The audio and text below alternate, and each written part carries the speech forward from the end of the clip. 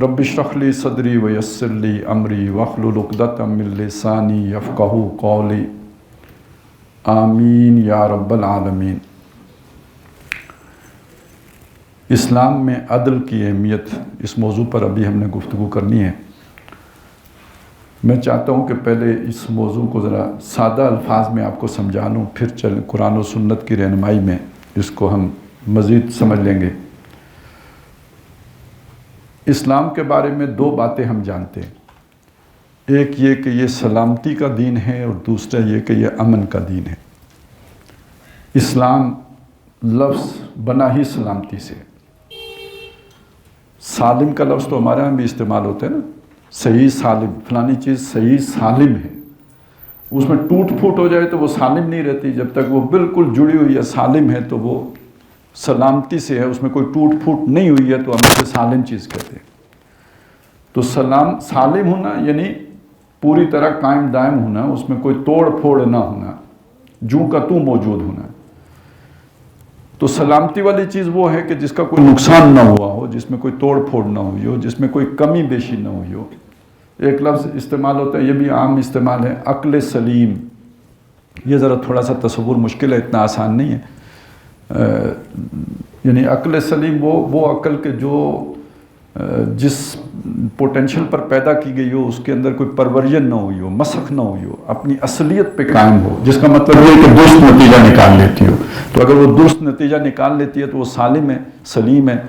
और अगर वो दुरुस्त नतीजा नहीं निकाल सकती, 2 + 2 5 कर देती है, तो वो गैर सालिम है। चलें ये बात समझाने के लिए एक मिसाल दे दूँ कि मेरे ख्याल है दूसरी जमात में थे तो ये बात सुनी, कहीं पढ़ी कि ज़मीन हरकत करती है, चलती है, सूरज के गिर्द चक्कर लगा रही है। तो अपने एक क्लास फेलो के साथ इसका जिक्र किया, तो उसने आगे से एक ऐसा सवाल कर दिया कि जिसका मेरे पास कोई जवाब नहीं था। पता है उसने सवाल क्या किया कि अगर ज़मीन चलती है तो हम कराची क्यों नहीं पहुँच जाते? तो इस सवाल का कोई जवाब नहीं था। तो ये एक गैर नामाकुल सवाल था। तो बहुत अरसे के बाद हम साथ ही पढ़ते थे, मुझे समझ आई, तो मैंने उसे कहा, यार तुम पिंडी जाते हो? कहते हाँ जाता हूँ। मैं कहा बस पे बैठ के जाते हो? कहते बस पे बैठ के जाता हूँ। मैं कहा बस चलती है? कहते चलती है। मैंने कहा अगर तुम पिछली सीट पे बैठे हो तो अगली सीट पे क्यों नहीं पहुँच जाते?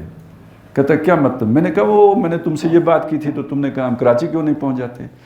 तो बहरहाल ये आप समझ लीजिए कि अक्ल अगर सलीम हो तो वो इस तरह का सवाल नहीं उठाएगी। जब अक्ल इस तरह का सवाल उठा रहती है तो इसका मतलब इसके अंदर गड़बड़ है। तो किसी शय का सालिम होना, तो इस्लाम का लफ्ज़ इस चीज़ से बना है, सालिम होने से बना है, यानी कि दूसरे को सालिम रखना। चुनांचे एक हदीस में भी अल्फाज आते हैं, अल मुस्लिम मन सलिम अल मुस्लिमून मिन लिसानिही व यदिही। मुसलमान वो हैं कि जिसकी ज़बान और हाथ से दूसरा मुसलमान सालिम रहे। ज़बान से उसका दिल तोड़ा जाता है ना, कहते हैं दिल पे ज़ख्म लगता है, आपने गाली दी, आपने बदकलामी की, तो उसका दिल तोड़ दिया। और हाथ से दांत तोड़े जाते हैं, नाक तोड़ी जाती है, जो आपको पता ही है, बाकी जो कुछ भी आदमी हाथ से कर सकता है। तो मुसलमान वो है कि जिसकी ज़बान और हाथ से बाकी मुसलमान सलामती में रहें, सालिम रहें। तो ये मुसलमान की तारीफ़ की गई है। इस्लाम का मतलब क्या होगा? असल में ये वो तो हो गया ना, एक लाजिम माना दे रहा है। इस्लाम मुतअद्दी है, यानी दूसरे को सलामती देना, दूसरे को यानी हालत सलामती पे बरकरार रखना, ये इस्लाम है। दूसरा लफ्ज़ हमारे यहाँ जो बहुत अहम है वो है ईमान, मोमिन। ये लफ्ज़ किससे बना है? ये अमन से बना है। और अमन का मतलब भी ये खुद अमन में होना, और ईमान का मतलब है दूसरे को अमन देना। अब आप सोचिए कि यानी हमारे जो दीन है, इसके जो 2 मारूफ जो अल्फाज इसके लिए मुस्तामिल हैं, एक इस्लाम है और दूसरा ईमान है, और दोनों के से जो मुराद है वो क्या है? सलामती देना, अमन देना। ये तो वो मारूफ हकीकत है जिस पर मुझे कोई ज़्यादा वक्त लगाने की ज़रूरत है। ये तकरीबन सब लोग ये बात मानते भी हैं, जानते भी हैं। अब आप सोचिए, एक और मुहावरा है हमारा, या ये मुहावरा मतलब ये कि बकसरत ये बात कही जाती है, जहाँ जुल्म होता है वहाँ अमन नहीं होता। जो सुना है ना ये बात आपने, जहाँ जुल्म होता है वहाँ अमन नहीं होता। अच्छा, ये भी आपने सुना होगा کہ حکومت جو ہے کفر کے ساتھ چل سکتی ہے، ظلم کے ساتھ نہیں چل سکتی. سنا ہے نا آپ نے؟ اچھا، چرچل کا وہ قول بھی سنا ہوگا کہ جب جنگ چھڑ گئی تو پتہ چلا کہ جی جرمن کی طاقت بہت زیادہ ہے. اس نے جو بھی یہ بات کہی جاتی ہے، جیسے بیان کی جاتی ہے کہ اس نے اپنے لوگ بلا کے ان سے پوچھا ہماری عدالتیں انصاف کرتی ہیں؟ تو اسے جب پتہ چلا کہ جی عدالتیں انصاف کرتی ہیں تو اس نے کہا ہمیں کوئی نہیں شکست دے سکتا. تو اس کا مطلب یہ ہوا کہ معاشرہ ظلم کے ساتھ نہیں چل سکتا. سروائیول کے لیے عدل کا ہونا بہت ضروری ہے، بقا کے لیے عدل کا ہونا بہت ضروری ہے. ایک چرچل کی بات سے تو یہ پتہ چل گیا اس معاشرے کو کوئی شکست نہیں دے سکتا جس معاشرے میں عدل ہو. دوسری بات یہ پتہ چلی کہ جس معاشرے میں عدل ہو وہاں پر بدامنی نہیں ہوتی، یعنی سلامتی ہوتی ہے. امن سے ایمان اور سلامتی سے اسلام. تو اس کی شرط کیا ہے کہ ظلم نہ ہو. اگر ظلم ہوگا تو امن نہیں ہو سکتا، ظلم ہوگا تو سلامتی نہیں ہو سکتی. اچھا، اس کو میں آپ کو ذرا آسان کر کے سمجھاتا ہوں. ایک گھر کا تصور کیجئے. ہمارے ہاں یہ جھگڑے تو معمول میں نا، ساس بہو کا جھگڑا ہو گیا اور میاں بیوی کا جھگڑا ہو گیا، ماں باپ کے درمیان جھگڑا ہو گیا، یا یہ کہ اولاد اور والدین کے درمیان جھگڑا ہو گیا. آپ بٹھائیے ان کو، مسئلہ دو میں سے ایک ہوگا. یا تو کسی نے کسی کے حق پہ ڈاکہ مارا ہوگا تو جھگڑا کھڑا ہو گیا کہ میرا حق کس نے غصب کر دیا، اس پہ جھگڑا کھڑا ہوگا. یا غلط فہمی ہوگی، مس انڈرسٹینڈنگ ہوگی، کمیونیکیشن گیپ ہوگا. وہ اس نے اپنا جو بھی کوئی اس کا ارادہ ایسا نہیں ہوگا، اس کو لگا ہوگا کہ یہ ایسا کرنا چاہتے ہیں، یعنی میرے حق پہ ڈاکہ ڈالنا چاہتے ہیں، مجھ پہ ظلم کرنا چاہتے ہیں. تو یہ گھروں کے اندر بھی جب ظلم ہوتا ہے تو بدامنی ہوتی ہے. جب ایک کسی دوسرے کا حق غصب کرتا ہے تو دوسرا احتجاج کرتا ہے. یہ انسانی فطرت ہے.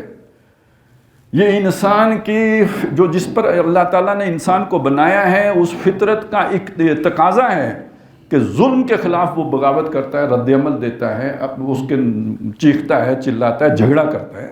یہ انسان کرتا ہے اور یہ ہمارے گھروں میں بھی ہوتا ہے. اب وہ جو مثال جو دنیا میں دی جاتی ہے، یعنی امن کے لیے اور جو سلامتی کے لیے لازم کیا ہے؟ انصاف ہو، ظلم نہ ہو. ظلم ہوگا گھر میں بھی فساد ہوگا، میاں بیوی کے درمیان بھی ہو جائے گا، والدین اور اولاد کے درمیان بھی ہو جائے گا، بھائیوں کے درمیان بھی ہو جائے گا. بنیاد ہمیشہ اسی پہ بنے گی، غصب. دوسرے کا حق جب غصب کیا جائے گا اس کے نتیجے یہی وہی ظلم ہے. حق دوسرے کا ہے، میں نے قابو کر لیا، یہ ظلم ہے. جہاں یہ ظلم ہوگا وہاں پھر فوراً جھگڑا کھڑا ہو گیا. تو اب یعنی وہ جو بات کہی جاتی ہے وہ بے بنیاد نہیں ہے، وہ ٹھیک کہی جاتی ہے. یعنی یہ ساری بات کہنے کا مقصد یہ تھا. تو اب واپس آ جائیں اسلام کی طرف. اگر اسلام سلامتی دیتا ہے جیسا کہ اس کے نام سے ظاہر ہے، اگر اسلام امن دیتا ہے جیسا کہ اس کے جو ایمان سے کے لفظ سے ظاہر ہے، تو پھر یہ بات یقینی ہے کہ اسلام عادلانہ نظام دیتا ہے، کیونکہ اس کے بغیر نہ امن ہو سکتا ہے نہ اس کے بغیر سلامتی ہو سکتی ہے. اب مسئلہ کیا بنا؟ مسئلہ یہ بنا کہ ہم اسلام کو جانتے ہیں. کس اعتبار سے جانتے ہیں؟ کہ اسلام کا مطلب ہے جو ہمیں پتہ ہے. یعنی دیکھیں نا، جب میرا دل کرتا ہے میں اسلام کی طرف آؤں تو کیا چیزیں ہیں جن کی طرف میرا رجحان ہوتا ہے؟ ہاں، یا میں داڑھی رکھ لوں گا، میں پانچے اونچے کر لوں گا، میں کوئی خاص قسم کے اعمال شروع کر دوں گا، میں نماز پڑھنا شروع کروں گا، میں اپنی تلاوت زیادہ کروں گا. میرا اگر وہ تلفظ ٹھیک نہیں ہے تو میں جا کے بے شک بڑی عمر کا بھی ہوں، 60 سال بھی عمر ہو گئی ہو تو قاری صاحب کے پاس بیٹھ کے میں اپنا تلفظ ٹھیک کروں گا. اگر مجھے دین نہیں آتا تو میں اس کی تعلیم جو میرا تصور ہے اس کے مطابق میں اس کی تعلیم حاصل کرنے کی کوشش کروں گا، وغیرہ وغیرہ. یہی کچھ کرتے ہیں نا. یہ کتنوں کو معلوم ہے؟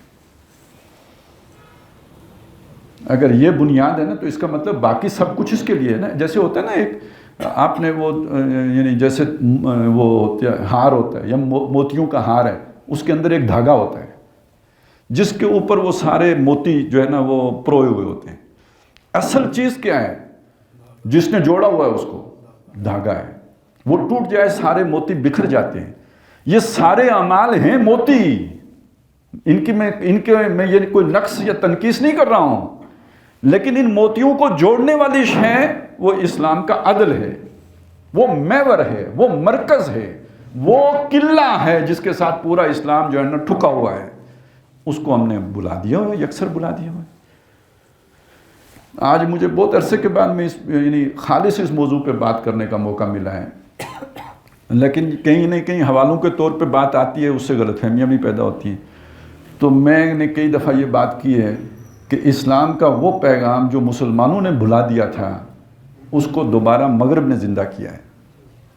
اس پہ لوگ بہت چڑھتے ہیں، دیکھیں نا، اب یہ بات آپ کریں، اس کی ساری تشریح نہ کریں، موقع نہیں ہوتا۔ اب اگر 1 گھنٹے کی تقریر ہے تو موضوع کوئی اور ہے، اس میں سائٹ کا یہ ایشو آ گیا تو آپ ایک جو جیسے پاسنگ ریمارکس دے کے نکلتے ہیں تو اس طرح نکل جاتے ہیں، اب اس سے غلط فہمی پیدا ہوتی ہے۔ تو یہ بات سمجھ لیجئے کہ محمد رسول اللہ صلی اللہ علیہ وسلم کے دین کا جو مرکزی نقطہ ہے وہ عدل ہے۔ اس عدل سے مسلمان سب سے پہلے غافل ہوئے۔ اس عدل کی طرف دوبارہ جو انسان نے توجہ دی ہے نا، وہ مسلمان نہیں تھے،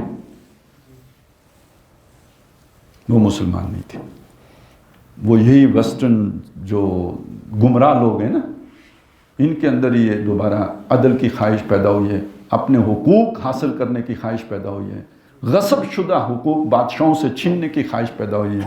خواہش نہیں کہنا چاہیے، ایک مطالبہ ان کے اندر اٹھا ہے، وہ اتنا زوردار اٹھا ہے، کروڑوں لوگوں نے جان دی ہے۔ ہم مسلمانوں کو آج سیاسی عدل کا پتہ بھی نہیں ہے کہ وہ کیا شے ہوتی ہے۔ ہمارا جو تخیل ہے وہ اتنا نیچے چلا ہے، جو میں نے اس لیے آپ کو گھر کی مثال دی ہے۔ وہ سمجھانا آسان ہے کہ بھائی یہ گھر کے اندر عدل کیا ہوتا ہے، سیاست کی سطح پہ عدل کیا ہے، یہ اب ہماری عدلیہ کو بھی نہیں پتہ ہے۔ اگر پتہ ہو تو یہ بے شرمیاں نہ ہوں جو ہو رہی ہیں۔ یہ کام کرنے سے پہلے جو ہمارا محاورہ ہے نا، وہ ویسے تو کہتے ہیں چلو بھر پانی میں ڈوب مرو، لیکن وہ ہمارا محاورہ بڑا اچھا ہے نا، چھونی پانی بھائی ڈوبی مری گچھ۔ چھونی بھی آپ کو نہیں پتہ ہوگا کیا ہوگی، چلیں چھوڑیں۔ تو ایک بات سمجھ لیجئے کہ یہ تو بندہ مر جائے جو کچھ یہ ہمارے ہاں ہو رہا ہے، اگر ہمیں پتہ ہو کہ عدالت کس شے کا نام ہے، عدلیہ کس چیز کو کہتے ہیں۔ اچھا بلکہ چلیں، عدالت سے بات یاد آئی، علامہ نے جو وہ کہا نا کہ وہ سبق پھر پڑھ صداقت کا، شجاعت کا، عدالت کا، وہ کون سی عدالت ہے؟ یہ عدل کرنے والی عدالت، یعنی یہ والی عدالتیں نہیں وہ جن کے پیچھے ترازو لگا ہوتا ہے۔ اب تو پتہ چلا وہ ٹرک تولتے ہیں۔ اصل میں جو عدالت کا مطلب یہ عدل ہے، انصاف ہے۔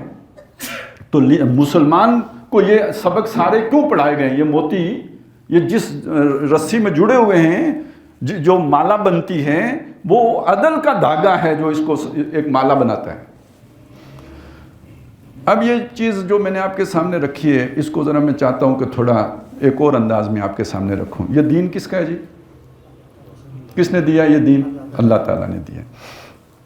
میں نے اسلام اور ایمان کی وضاحت آپ کے سامنے کر دی، یہ دیا ہوا اللہ کا ہے۔ اب اللہ کی جو تعارف ہے اس کو بھی حاصل کرتے ہیں۔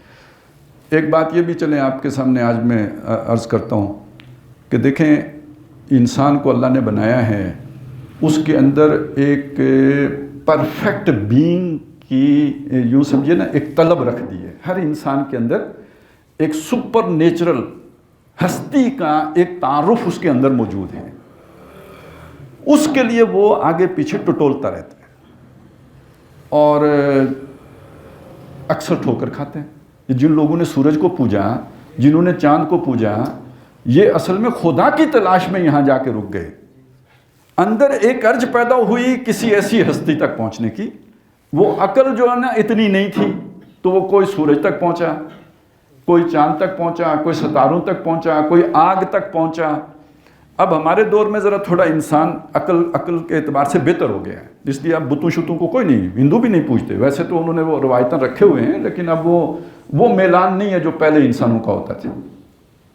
اب عام طور پہ انسان اپنے آپ ہی کی طرف، اپنے ہی حسن کا دیوانہ بنا پھرتا ہوں۔ اب انسان نے خود اپنے آپ کو ہی خدا بنا لیا ہے، یا شخصیت پرستی آ گئی ہے اس کی جگہ پہ۔ وہ کرزمیٹک پرسنالٹیز یہ تراشی جاتی ہیں، یہ باقاعدہ بنائی جاتی ہیں۔ وہ نہیں ہمارے ہاں پرانا محاورہ کہ پیر اتنا کچھ نہیں ہوتا جتنا مرید اسے بنا دیتا ہے۔ تو اصل میں اب یہ سارا آپ دیکھیں نا، یہ سیاسی پیر جو ہوتے ہیں ان کے پیچھے بھی تو ان کے مرید ہی ہوتے ہیں نا، جو فالوورز، ان کی امیج بلڈنگ ایک پورا جو ہے نا وہ ایک پروجیکٹ ہوتا ہے کہ ایک آدمی ہوتا کچھ نہیں، اسے بنا کے پیش کیا جاتا ہے۔ لہذا جب وہ اس کو یعنی کرشمہ اس کے ساتھ جوڑ دیا جاتا ہے تو لوگ اس کے پیچھے پھر چل پڑتے ہیں. یہ جو چیز ہے نا، یہ یعنی انسان کے دل میں کسی ایسی ہستی کا ایک تعارف وہ اللہ نے ڈالا ہے، اس کا جو صحیح ترین تعارف ہے، اگر اس تک آپ پہنچنا چاہتے ہیں تو وہ ہے جو قرآن مجید نے بیان کیا. نہیں تو آپ کسی غلط تصور تک پہنچ جائیں گے. یہ بات میں نے آپ کے سامنے کیوں کی ہے؟ یہ تھوڑی میں نے جو تفصیل بیان اس لیے کی ہے کہ معذرت کے ساتھ یہ بات عرض کروں گا کہ ہمارا خدا اللہ جس کو ہم مانتے ہیں وہ ہے جو ہم نے خود بنایا ہے. قرآن والا اللہ اس کو ہم نہیں جانتے ہیں. میری بات اگر آپ کو بری لگے تو غور کیجئے گا، میں غلط بات نہیں کہہ رہا ہوں، میں پورے تجربے کے ساتھ آپ کو یہ بات بتا رہا ہوں، میں بالکل ٹھیک کہہ رہا ہوں کہ ہم جس اللہ کو مانتے ہیں وہ ہم نے خود بنایا ہے. یعنی جو میرے تصورات تھے وہ میں نے اپنے خدا کے ساتھ جوڑ دیے. اصلی خدا کون ہے؟ جو وہ خود بیان کرتا ہے. اور وہ کیسے بیان کرتا ہے؟ جو اس کی اسماء و صفات ہیں. بچپن میں ایک جملہ ہمیں سکھایا گیا ہے نا، باقاعدہ مسجدوں میں پڑھایا گیا ہے نا ہمیں، آمنت باللہ کما ہوا باسمائہ و صفاتہ و قبلت جمیع احکامہ اقرار باللسان و تصدیق بالقلب. میں ایمان لایا اللہ پر. کون سے اللہ پر؟ کما ہوا باسمائہ و صفاتہ، جیسے ظاہر ہے وہ اپنے اسماء و صفات سے. تو یہ یاد کہ جب اللہ کی بات آئے گی تو آپ کو اللہ کو کہاں سے پہچانیں گے؟ اسماء و صفات سے پہچانیں گے. اللہ کے جو اسماء ہیں اور اللہ کی جو صفات ہیں، اب دیکھیے ان میں ایک صفت رحمت کو لے لیجئے. اللہ کے لیے رحمت کا لفظ کہیں نہیں آیا. رحمان کا آیا ہے، رحیم کا آیا ہے، مطلب اس سے رحمت ہی ہے. رحمان کے اندر رحمت ٹھاٹھے مارتے سمندر کی طرح ہے. رحیم میں اس میں دوام اور استمرار ہے. مطلب کیا ہے کہ اس کی رحمت ہر وقت جوش پہ ہوتی ہے، نیچے نہیں آتی. جوش والی رحمت ہے، طغیانی والی رحمت ہے. لیکن لفظ رحمت اللہ کے لیے نہیں آیا، رحمان اور رحیم آیا ہے. اللہ علیم ہے. علم کا لفظ نہیں آیا اللہ کے لیے. اللہ علم ہے یہ بات تو نہیں کہی نا، علیم ہے یہ بات آئی ہے، بار بار آئی ہے. بکل شیء علیم کئی اسلوب میں آئی ہے اللہ کے علم کو بیان. لیکن یہ نہیں کہا کہ علم ہے وہ. یہ ضرور کہا ہے کہ وہ رحمان ہے، رحیم ہے. یہ نہیں کہا کہ رحمت ہے. اسی طرح ساری صفات اللہ کی ایک صفت ہے، صرف ایک صفت، جس میں اللہ کو عادل نہیں کہا، عدیل نہیں کہا، عدل کہا. العدل. میں کچھ سمجھانے میں کامیاب ہوا ہوں کہ دیکھیں رحمان رحیم لیکن رحمت نہیں، علیم لیکن علم نہیں. علم مصدر ہے، رحمت مصدر ہے. لیکن جب عدل کی بات آئی تو عادل کا لفظ نہیں استعمال کیا، عدل کا لفظ نہیں استعمال کیا. عدل کا، العدل، سراپا عدل. یہ وہ پورا عدل ہی عدل ہے. یہ تعارف ہے ہمیں اللہ کا. اب آپ کو وہ میری بات سمجھ میں آئی جب میں کہتا ہوں کہ ہم نے خدا بھی اپنا خود بنایا ہے. ہم نے اس خدا کو تو نہیں پہچانا جس خدا کا تعارف قرآن مجید پیش کر رہا ہے. اور اس خدا نے اپنے تعارف کے اندر جب عدل کی بات آئی ہے تو اپنے لیے مصدر استعمال کیا، صفت نہیں استعمال کی. اس سے اہمیت کا اندازہ ہوگا کہ اللہ تعالیٰ یعنی کس درجے میں وہ اس کا عدل ہے. اسی بات کو دوسرے انداز میں سورہ آل عمران میں بیان کیا ہے. شاہد اللہ انہ لا الہ الا ہوا والملائکۃ واولو العلم قائما بالقسط. وہ اللہ جو ہے وہ انصاف کا قائم کرنے والا ہے. یہ قائما بالقسط بھی اللہ تعالیٰ کی وہ اسی عدل کی تشریح ہے. در حقیقت قائما بالقسط ہے. کتنے بندے ہوتے ہیں جن کو یہ پتہ ہے کہ اللہ تعالیٰ انصاف کا قائم کرنے والا ہے. اس انصاف کو قائم کرنے کے لیے اس نے کیا کیا؟ دیکھیں نا، اب عدل ہے تو بہرحال چلیں وہ وقت تو تنگ ہی ہے، لیکن میں تھوڑے سے آپ کے اشارے ہی اب کروں گا۔ اللہ نے یہ کائنات بنائی، اس کائنات کے اندر عدل رکھا ہے یا نہیں رکھا؟ پوری کائنات، اس میں کہیں آپ کو عدم توازن نظر نہیں آئے گا، متوازن ہر شے۔ بلکہ سب سے بڑا بیلنس آپ یہ دیکھیں نا، یہ جو کشش ثقل کا نظام بنایا ہے، اگر ایک جسم اپنی جگہ چھوڑ دے، اپنا راستہ بدل دے، سارا کورام برپا ہو جائے گا، سب درم برم ہو جائے گا۔ اتنا نازک نظام ہے، لے سانس بھی آہستہ کہ ہے نازک بہت کام، آفاق کی اس کارگاہ شیشہ گری کا۔ تو والسماء رفعها ووضع المیزان، ایک میزان ہے جو اللہ تعالیٰ نے اس پورے توازن قائم کرنے والی چیز، ہمیں یہی سمجھ میں آتی ہے کہ اللہ تعالیٰ نے وہ جو عدل رکھا ہے کائنات کے اندر، اس نے گویا پوری کائنات کو سنبھال کے رکھا ہوا ہے۔ وہ عدل کون پرووائڈ کرتا ہے؟ کون سی فورس ہے وہ کشش ثقل کی فورس ہے۔ کس نے پیدا کی؟ اللہ نے پیدا کی۔ جہاں عدل نہیں ہوگا وہاں پھر کیا ہوگا؟ تباہی بربادی ہوگی۔ تو یہ قائم بالقسط ہے، ایک اس انصاف کو قائم یا عدل کو قائم رکھنے کا مظہر یہ پورے کائنات کا نظام ہے، یہ گواہ ہے اللہ کے قائم بالقسط ہونے پر۔ انسانوں کے درمیان ایک واحد یہ انسان مخلوق ہے جو اللہ تعالیٰ کے اس عدل کو ڈسٹرب کر دیتی ہے۔ اگر انسان اللہ کی حدود کے اندر رہتا ہے تو عدل قائم رہتا ہے، جب انسان ان حدود سے تجاوز کرتا ہے تو عدل جو ہے وہ ڈسٹرب ہو جاتا ہے۔ آپ اس چیز کو دیکھیں، یہ جو قوم اللہ نے ہلاک کی کیوں کی؟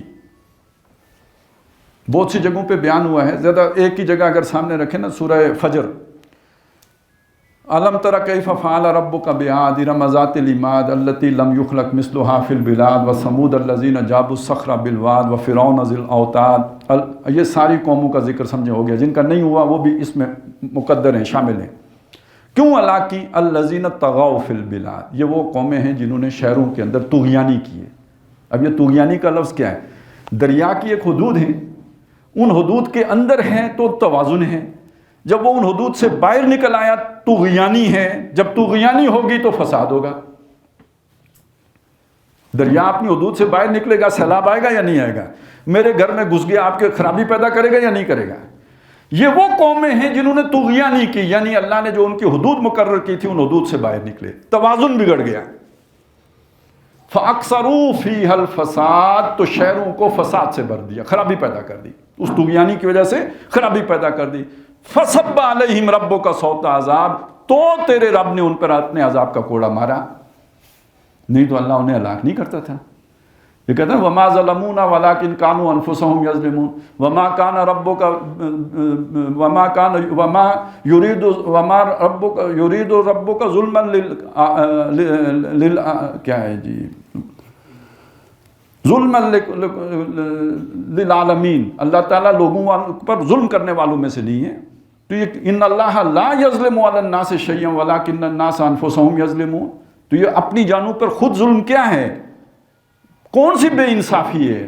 وہ حدود جو اللہ نے مقرر کی ہیں، جب ان سے انسان نکلتا ہے، دوسروں پر ظلم ہوتا ہے، فساد بڑھ جاتا ہے، اس فساد کو ختم کرنے کے لیے اللہ تعالیٰ اپنے عذاب کا کوڑا دے مارتا ہے۔ فَصَبَّ عَلَيْهِمْ رَبُّكَ صَوْتَ عَذَابٍ إِنَّ رَبَّكَ لَبِالْمِرْصَادِ، تیرا رب جو ہے، اب یہ الفاظ شاید آپ کو اچھے نہ لگے لیکن وہ بات سمجھ میں نہیں آتی، تیرا رب گھات لگا کے بیٹھا،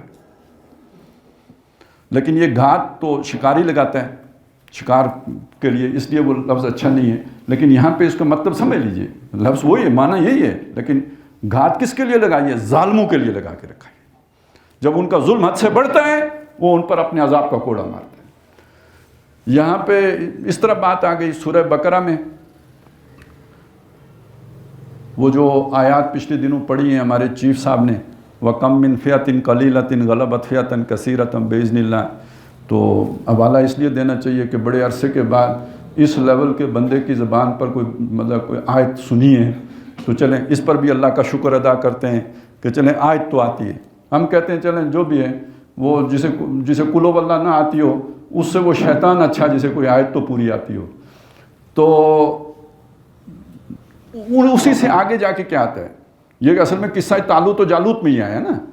تو جب نے جالوت کو شکست دے دی اور داؤد علیہ السلام نے آ کے جالوت کو قتل کر دیا، اس کے بعد آتا ہے وَلَوْلَا دَفْعُ اللَّهِ النَّاسَ بَعْضَهُم بِبَعْضٍ لَفَسَدَتِ الْأَرْضُ، اگر اللہ تعالیٰ بعض لوگوں کے ذریعے سے بعض کو دفع نہ کر دے تو زمین میں فساد مچ جائے۔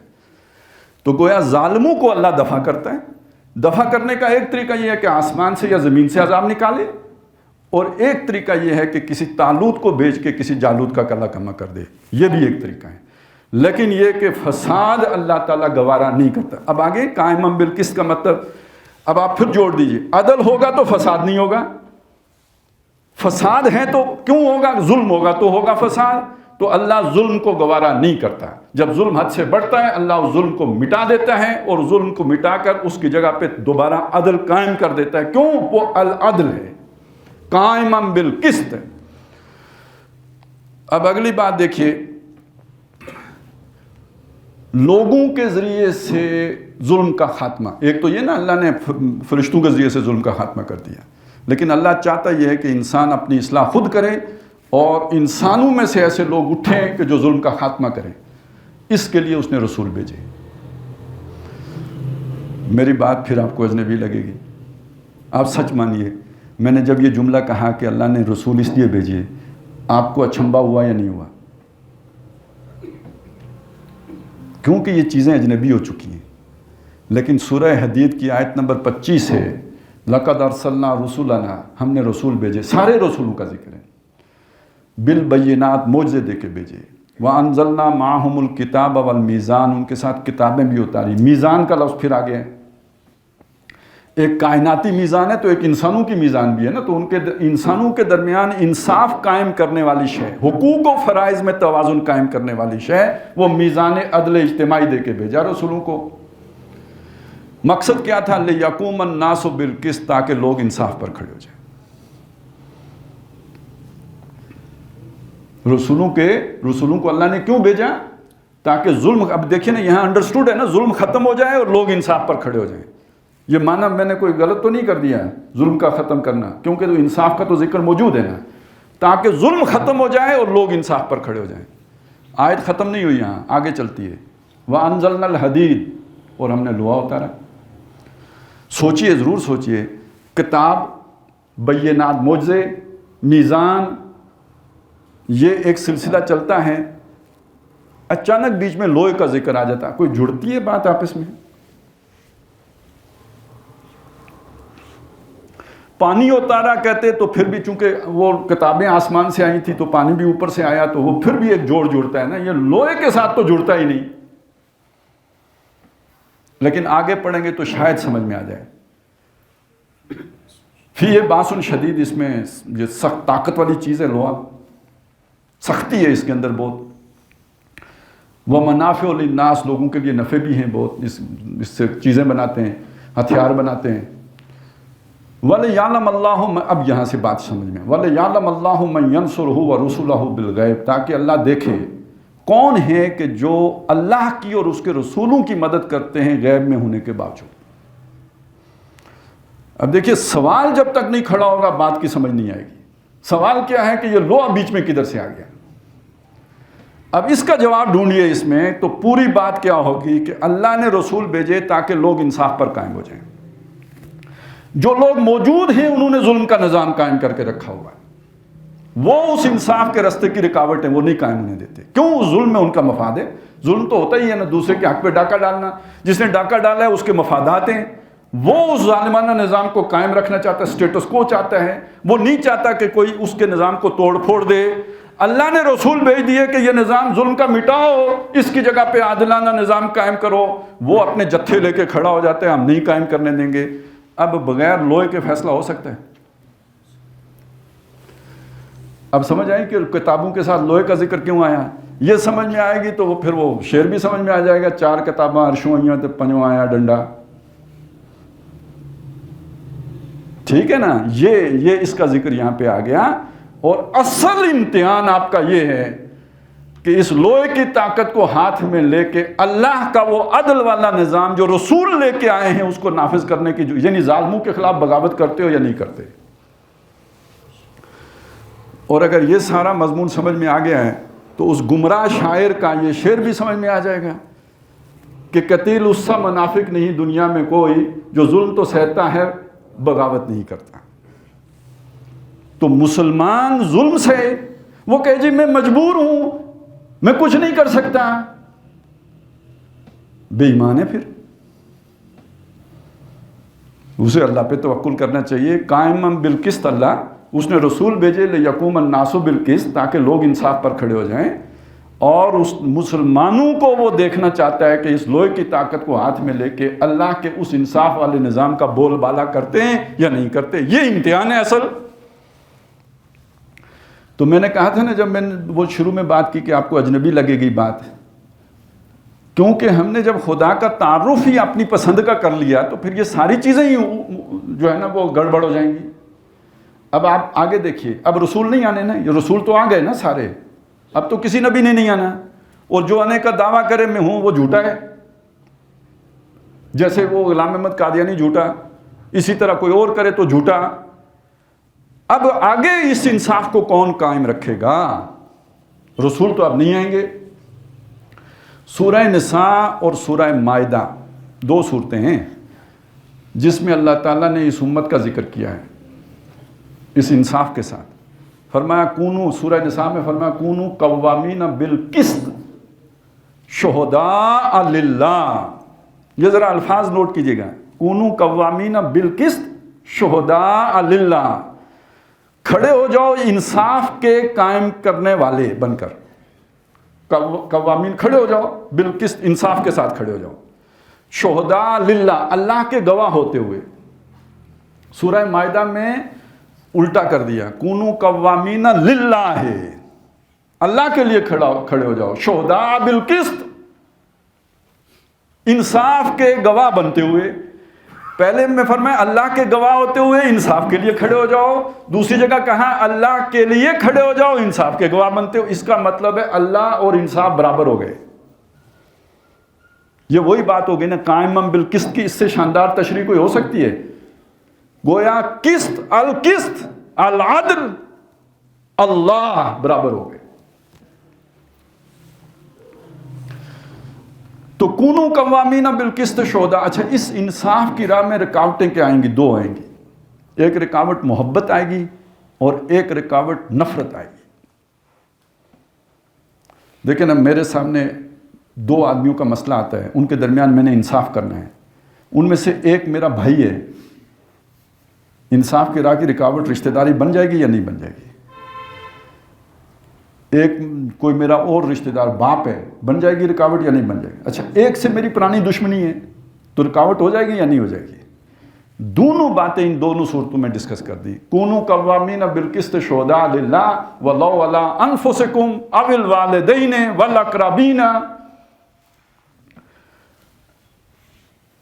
انصاف کے گواہ بن کے کھڑے ہو جاؤ اللہ کے لیے، خواہ اپنے خلاف گواہی دینی پڑے، اپنے خلاف بات کرنی پڑے، والدین کے خلاف کرنی پڑے، قریبی رشتہ داروں کے خلاف کرنی پڑے. ان یکن غنیا او فقیرا، وہ غنی ہو یا فقیر ہو. غنی سے تو بندہ تعلق خراب ہو جائے گا، آئندہ چندہ نہیں ملے گا، یا چلے اور بھی نقصان بہت سارے ہو سکتے ہیں، اس کی بھی پرواہ نہیں کرنی ہے. فقیر کا یہ اندیشہ ہو سکتا ہے کہ یار اس کی تو پہلے ہی ستیاناس ہے، مزید ستیاناس ہو جائے گی، سوا ستیاناس ہو جائے گا، اس کی بھی پرواہ نہیں کرنی ہے. واللہ اولا بہما، اللہ اس سے زیادہ حقدار ہے کہ اس کی پرواہ کرو. ٹھیک ہے؟ تو یہ جو اس طرح کے جذبات ہیں، یہ جو عدل کی راہ میں رکاوٹ بن سکتے تھے، ان سے روک دیا. اور سورہ مائدہ میں کیا بات کہی؟ لا یجرمنکم شنآن قوم علی الا تعدلوا، کسی قوم کی دشمنی تمہیں اس بات پر آمادہ نہ کر دے کہ تم عدل کا دامن ہاتھ سے چھوڑ دو. اعدلوا، عدل کرو، ہوا اقرب للتقوی، تقوی کے سب سے قریب عدل ہے. ٹھیک ہو گیا جی؟ اب اسلام کا وہ تعارف جو ہمارا ہے، اور یہ جو تعارف میں نے آپ کے سامنے پیش کیا ہے، اس کے مطابق خود قرآن یہ کہہ رہا ہے کہ اللہ کے قرب والی شے، تقوی کے قریب والی شے کیا ہے؟ عدل کرنا ہے. اگر آپ ظالم ہیں تو پھر آپ کی نمازوں کی کوئی حیثیت نہیں. اگر آپ ظالم ہیں تو پھر آپ کی باقی دینداری کوئی معنی نہیں رکھتی ہے. تقوی در حقیقت اس کا سب سے بڑا جو علامت ہے وہ یہ ہے کہ آپ عادل ہوں. آپ جب بات کریں تو انصاف کی بات کریں. آپ کبھی بے انصافی نہ کریں، نہ حق کسی کو جو ہے وہ معاملہ نہ کریں، حق کے طرفدار ہوں، آپ حق کے لیے کھڑے ہونے والے ہوں، تب آپ صحیح مومن ہیں۔ اور آپ اگر حق کا ساتھ نہیں دے سکتے اور حق اگر آپ کے سامنے آتا ہے اور آپ حق کو قبول نہیں کر سکتے اپنے کسی مفاد کی وجہ سے، اپنے کسی تعصب کی وجہ سے، تو یہ بے ایمانی کی علامت ہے، بلکہ یہ تکبر کی علامت ہے۔ کسی نہ کسی تکبر میں آپ مبتلا ہیں، اس لیے آپ اس حق کو قبول نہیں کر سکے۔ تو تقویٰ کا سب سے بڑا مظہر عدل ہے، اور عدل کا مطلب کیا ہے کہ آپ حق کے رکھوالے ہوں، حق کے ساتھی ہوں، حق کے وفادار ہوں اور حق کے عاشق ہوں۔ خیر، ہمارے سامنے یہ بات آ گئی کہ اسلام امن اور سلامتی کا دین ہے، اور امن اور سلامتی بغیر عدل و انصاف کے نہیں ملتے۔ دوسری بات یہ آ گئی کہ ہمارا جو رب ہے وہ سراپا عدل ہے، العدل ہے اور القسط ہے۔ وہ آیتیں آپ کے سامنے آ گئی۔ اللہ نے اپنے رسول بھیجے، جتنے بھی بھیجے اس لیے بھیجے کہ دنیا میں انصاف ہو، لِیَقُومَ النَّاسُ بِالْقِسْطِ۔ اور یہ امت اللہ نے کھڑی کی، جس کو کہا خیر امت ہے، جس کو کہا امت وسط ہے۔ وَكَذَلِكَ جَعَلْنَاكُمْ أُمَّةً وَسَطًا اور كُنْتُمْ خَيْرَ أُمَّةٍ أُخْرِجَتْ لِلنَّاسِ، لوگوں کے لیے نکالی گئی ہے یہ امت۔ تو لوگوں کے ساتھ کرنا کیا ہے اس نے؟ انصاف۔ كُونُوا قَوَّامِينَ بِالْقِسْطِ شُهَدَاءَ لِلَّهِ۔ اب آپ سمجھئے کہ یہ ہمارے سامنے جو تصور آیا، یہ اسلام لے کے نکلے تھے محمد رسول اللہ صلی اللہ علیہ وسلم۔ اور آپ نے جب سورہ شورا ہے، مکی دور کی ابتدائی 4-5 سالوں میں یہ نازل ہو گئی تھی، اور اس میں یہ بات آ گئی تھی کہ مسلمانوں کو بتا دیا گیا تھا، شرع لکم من الدین ما وصی بہ نوحا والذی اوحینا الیک وما وصینا بہ ابراہیم وموسیٰ وعیسیٰ ان اقیموا الدین ولا تتفرقوا فیہ۔ دین کو قائم، یہ دین، الدین، دین اب گویا عدل کا متبادل ہے۔ اور یہ جو دین کا لفظ ہے، ذرا اس پہ بھی غور کر لیں۔ دین کا مطلب کیا ہے؟ دین مالک یوم الدین کرتے ہیں ہم، بدلے کے دن کا مالک۔ تو اس کا مطلب دین کا لفظی مطلب کیا ہے؟ بدلہ۔ اب سوچئے بدلہ کیا ہے؟ بدلہ کس چیز کا بدلہ؟ یا کون سا بدلہ؟ یا اچھا بدلہ یا برا بدلہ؟ بدلے دو ہی ہو سکتے ہیں نا، یا اچھا ہوگا بدلہ یا برا بدلہ، یا انعام ہوگا یا سزا ہوگی۔ انعام جنت ہے، سزا دوزخ ہے، تو بدلے کی دو صورتیں، یا جنت یا دوزخ۔ تو اگر بدلہ ملنا ہے اور جنت اور دوزخ کی صورت میں ملنا ہے، تو یہ کسی اصول کی بنیاد پر ملے گا یا بس سجی پاسے والے جنت چلے جاؤ تو کھبے پاسے والے دوزخ چلے جاؤ؟ اصول کی بنیاد پہ ملے گا، ضابطہ ہوگا کوئی، جس نے اس ضابطے کی تابعداری کی ہوگی، وفاداری کی ہوگی، وہ اس کو اچھا بدلہ ملے گا، اور جس نے اس کی خلاف ورزی کی ہوگی اسے برا بدلہ ملے گا۔ تو وہ جو ضابطہ ہے اور وہ جو اصول ہیں یا جو قوانین کا مجموعہ ہے جسے ہم شریعت کہتے ہیں، وہ اس عدل کا دیا ہوا ہے۔ اس میں کیا ہے؟ حقوق و فرائض کا تعین ہے، حقوق و فرائض کا عادلانہ تعین ہے، معتدل تعین ہے، عدل والا تعین ہے، اس میں اونچ نیچ نہیں ہے۔ اچھا، اس حقوق و فرائض کے تعین کے ساتھ دین کا یعنی بدلے کے لفظ کا کیا تعلق جڑتا ہے؟ آپ نے اگر یہ سیوکس میں یا پولیٹیکل سائنس جن لوگوں نے پڑھی ہے وہ اس مضمون کو سمجھتے ہیں کہ یہ جو حقوق و فرائض کا معاملہ ہوتا ہے یہ عدلے کا بدلہ ہوتا ہے۔ ہر حق کسی فرض کے بدلے میں ملتا ہے۔ میں آسانی سے آپ کو یہ سمجھا دوں، میں نے مزدوری کی، کسی کی، آپ میں سے کسی کی دن لگایا، شام کو مجھے 1500 روپیہ میرا حق ہے یا نہیں ہے؟ ہے، میرا حق ہے، آپ مجھے 1500 روپیہ دیں، لیکن یہ کسی فرض کے نتیجے میں تھا یا ویسے ہی میرا حق تھا؟ یہ وہ فرض میں ادا کروں گا تو بدلے میں اس کا حقدار بنوں گا۔ اچھا، اب آپ سوچئے کہ ظلم کیا ہوتا ہے۔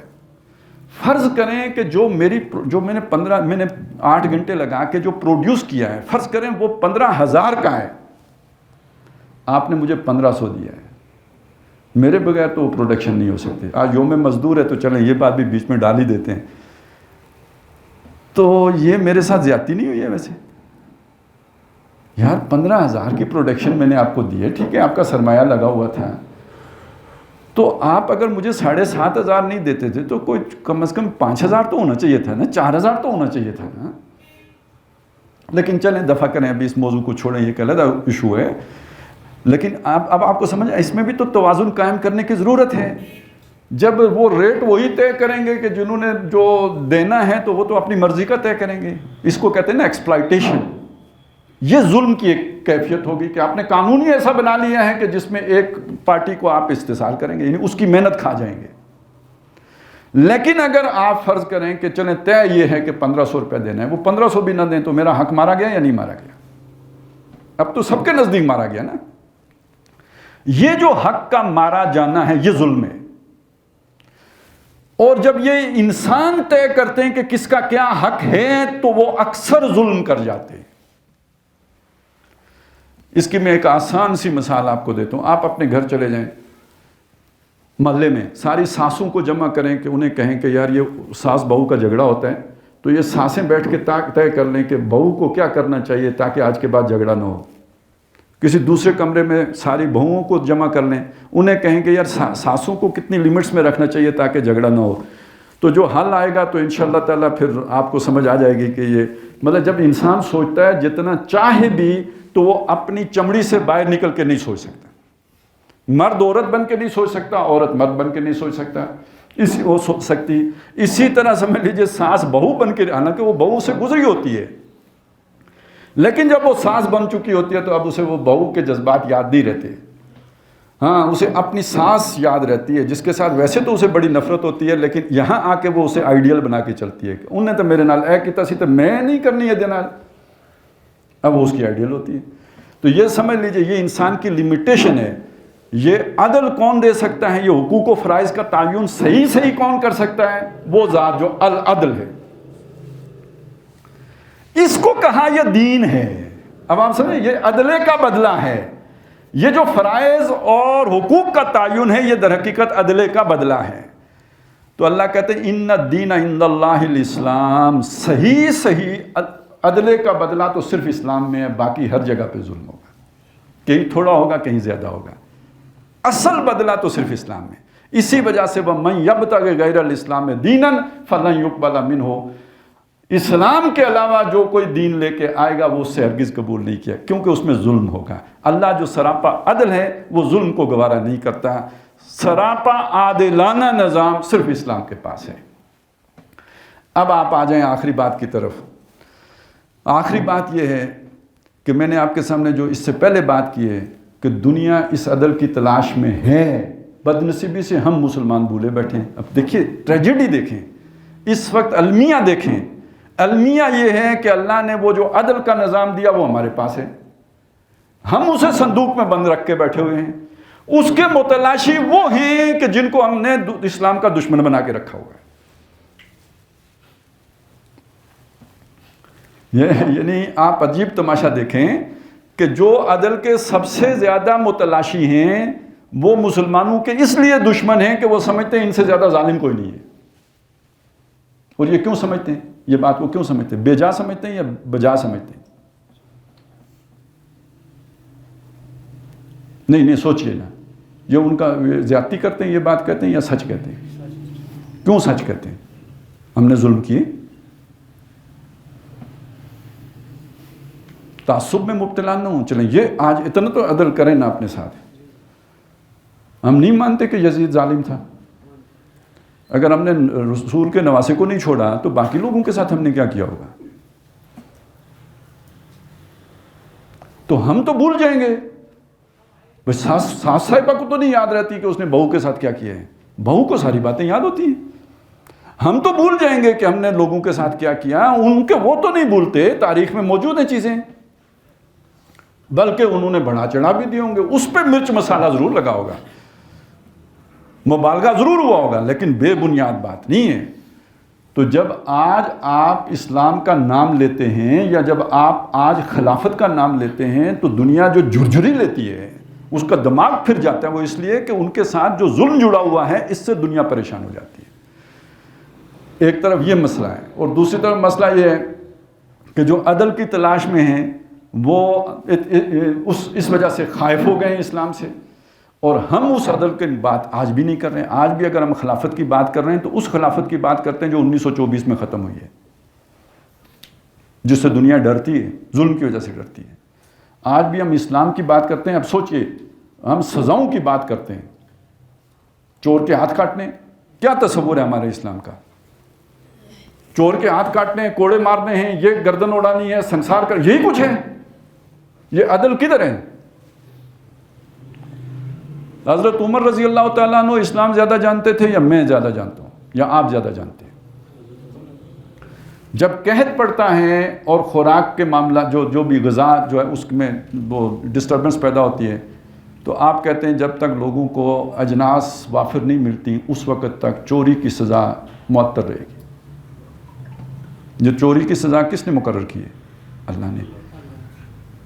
وہاں تو کسی نے حضرت عمر سے نہیں کہا کہ عمر تم کون ہوتے ہو کہ اللہ کی جو سزا ہے اس کو تم موقوف کر دو، معطل کر دو. تو اس کا مطلب ہے سارے مانتے تھے، سمجھتے تھے اس بات کو کہ جو حضرت عمر کر رہے ہیں یہ ٹھیک ہے. ہمیں نہیں سمجھ آ رہی تو ہمارا تصور ہی غلط ہے نا، اس لیے نہیں سمجھ آ رہی. تو پہلے کرنے کا کام کیا ہے؟ سزائیں دینا پہلے ہے یا پہلے عدل قائم کرنا ہے؟ اپنی ترجیحات ٹھیک کیجئے. اب آپ سوچیں اگر میں، آپ، ہم اس دین کے مبلغ بن جائیں جس کا تھوڑا سا بھی نقشہ دھندلی سی تصویر میں نے آپ کے سامنے پیش کی ہے، تو دنیا اس میں دلچسپی لے گی یا نہیں لے گی؟ لے گی بھائی. دنیا اسی کی تلاش میں ہے، آپ اسے چھپا کے بیٹھے ہو. اور دنیا میں جو ظالم ہیں اس وقت، وہ جس اسلام سے ڈرتے ہیں وہ یہ اسلام ہے. اور لیکن وہ لوگوں سے یہ نہیں کہتے کہ یہ ظالمانہ جو ہے اسلام جو ہے نا عادلانہ ہے. وہ لوگوں سے یہ کہتے ہیں جو آپ کا غلط تصور ہے، جو ہمارا بن گیا ہے، وہ پیش کرتے ہیں کہ یہ اسلام ہے، ان سے دور رہو، بچو. کیونکہ انہیں پتہ ہے شیطان کے پجاریوں کو کہ اصل نسخہ تو ان کے پاس ہے. اب آپ سوچئے کہ ہم نے پاکستان کیوں بنایا تھا. یہاں آ کے آپ کو وہ بات اقبال کی سمجھ میں آئے گی اور قائد اعظم کی سمجھ میں آئے گی.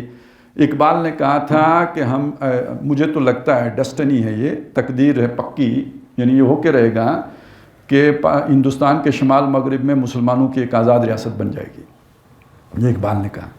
پھر اگلی بات یہ کہی کہ اگر ایسا ہو گیا تو ہمیں موقع مل جائے گا کہ عرب، الفاظ ان کے یہ ملوکیت چلیں کہہ لیتا ہوں، ان کے تو امپریلزم کے الفاظ ہیں، کہ عرب امپریلزم میں جو اسلام کے چہرے پر داغ و دبے پڑ گئے تھے وہ ہٹا کر اصل اسلام کی تصویر دنیا کو دکھا سکیں. اب آپ کو اس جملے کا مطلب سمجھ میں آیا اس ساری بات کے نتیجے میں؟ تو وہ کیا سوچ رہے تھے کہ اگر وہ اصل اسلام کی تصویر دنیا کے سامنے آ گئی تو لوگ کلمہ پڑھ لیں گے، خود ہی پڑھ لیں گے، ان پر جا کے چڑھائی کرنے کی ضرورت نہیں پڑے گی، کیونکہ اس اسلام کے تو متلاشی ہیں وہ. اسی بات کو قائد اعظم نے کیسے دہرایا تھا؟ انہوں نے فرمایا کہ ہم پاکستان اس لیے حاصل کرنا چاہتے ہیں تاکہ دنیا کو اسلام کے اصول حریت و اخوت و مساوات کی جھلک دکھا سکیں. یہ ہے اصل میں وہ جو عدل ہوتے ہیں نا، وہ حریت کا مطلب یہ ہے سیاست کی سطح پر، مساوات یہ سماجی سطح پر، اخوت اور یہ جو معاشی سطح پر مساوات، یہ دنیا ان چیزوں میں پڑی ہوئی ہے. انہوں نے خود اپنی عقل سے یہ بنائے ہیں، اپنی طرف سے عدل کی کوشش کی ہے. اللہ نے جو عدل کا نظام محمد الرسول اللہ کے ذریعے سے ہمیں دیا ہے، ہم اس کی جھلک جب دنیا کو دکھائیں گے تو دنیا خود بخود اسلام کی طرف آ جائے گی. اب آپ کو سمجھا نظریہ پاکستان کا مطلب کیا ہے؟ جس کو یعنی ہم بڑے مجرم ہو گئے نا جی جب اس طرف پیش قدمی نہیں. گویا اسلام دنیا کی نگاہوں سے اوجھل ہے، اصل اسلام چھپا ہوا ہے، اور اس کو ظاہر کرنے کے لیے ایک ملک چاہیے جس میں آپ ان اصولوں پر عمل کر کے دنیا کو دکھائیں تاکہ دنیا اس کی طرف آ جائے. اس حوالے سے جو یعنی ہمیں دیکھنا چاہیے، سوچنا چاہیے، جو ترجیح بنانی چاہیے جو شے، وہ اسلام کا یہ تصور ہے جو ہم لوگوں کے سامنے پیش کریں گے تو حقیقی اسلام کی طرف پیش رفت ہوگی. باقی یہ کہ دیکھیے ایک بات میری چلیں شاید اور بھی اچھی نہ لگی ہوں، تو یہ بھی نہ اچھی لگی تو خیر ہے، کہ اس وقت مسلمانوں کے 57 یا 58 ملک ہیں. کتنے ہیں؟ 58 ہیں میرا خیال ہے. کل اگر فرانس کی اکثر آبادی مسلمانوں کی ہو جاتی ہے، کلمہ پڑھ لیتے ہیں سارے فرانسیسی،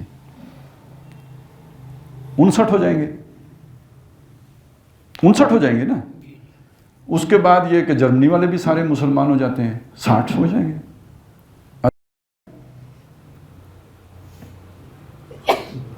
अदल तो नहीं आएगा। तो जिस मकसद के लिए मोहम्मद रसूलुल्लाह की बेइज्जत हुई थी वो तो नहीं पूरा होगा। तो आपकी तरजीह क्या है? अदल का कायम करना।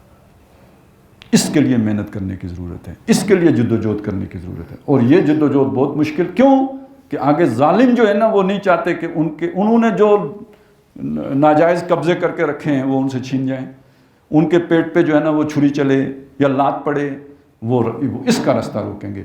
बाकी आप अगर वो मीठी मीठी तबलीग करेंगे तो वो आपको सर पे बैठाएंगे, बल्कि रिटायर्ड होने के बाद लंबे वाली दाढ़ी रख के वो भी आपके साथ चलेंगे।